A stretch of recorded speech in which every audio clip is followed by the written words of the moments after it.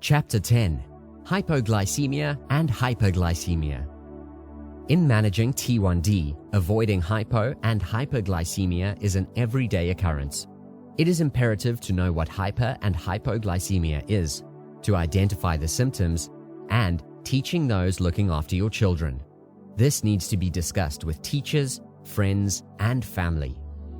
Hypoglycemia is caused by very low blood sugar, glucose, in your body. The low blood sugar can happen as a result of too much insulin or certain medicines suppressing the effects of insulin. Not eating enough or exercising too much after taking insulin can have the same effect. Hypoglycemia is defined as blood sugar below 70 milligrams per deciliter or 3.9 millimoles per liter. So, what are the low blood sugar symptoms you should look out for?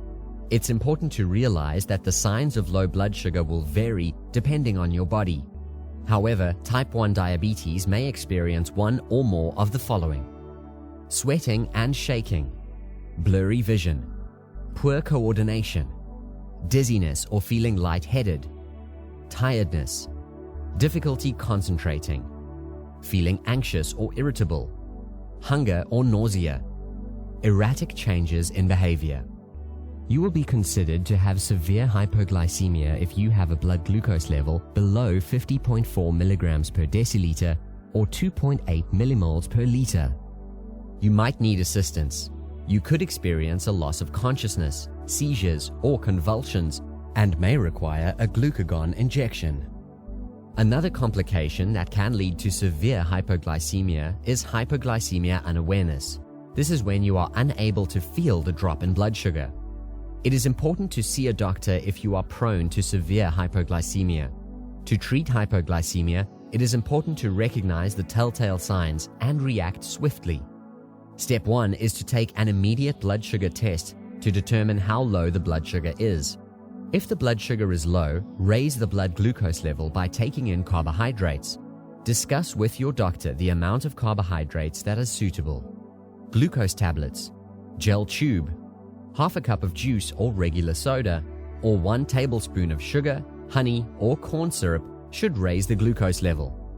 If you are using glucose tablets or gel tubes, follow the instructions as directed on the packaging. After 15 minutes, take another blood glucose reading to see if the sugar has started to stabilize. If the blood sugar stabilized, eat a meal or a snack to make sure it does not lower again. If the sugar is still low after 15 minutes, have another serving of carbohydrates and test again 15 minutes thereafter. To prevent hypoglycemia, it is important to carefully follow the diabetes management plan you and your doctor have developed. If you or your child is taking new medications, has changed eating plans, changed medication schedules, or has added a new exercise, talk to your doctor or diabetes support team about how these changes might affect your diabetes management and the risk of low blood sugar.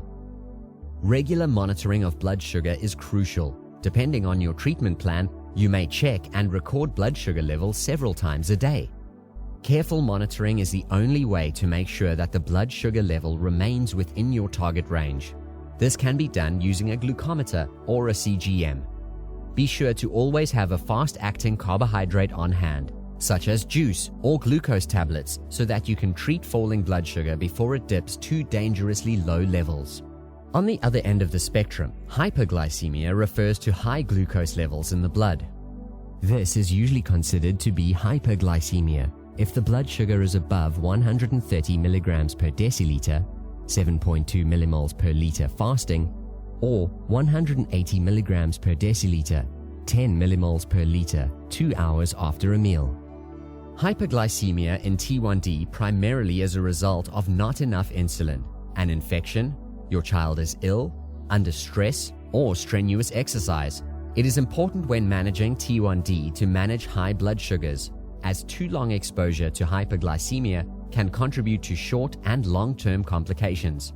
Signs of hypoglycemia may include the following: extreme thirst, frequent urination, weight loss as a result of the body burning fat stores, noticeable loss of energy and muscle weakness, tiredness, nausea and stomach ache, blurred vision, confusion and drowsiness, and in severe cases, DKA, diabetic ketoacidosis, or even coma. If you have these symptoms, you should see a doctor as soon as you can. To try and prevent hyperglycemia, it is important that you follow a controlled meal plan, exercise program, and a tightly managed insulin regimen. If you are on basal bolus regimen, do proper carb counting for each meal and snack. Test your blood sugar regularly. Work with your doctor or diabetes care team if you have repeated abnormal blood sugar readings.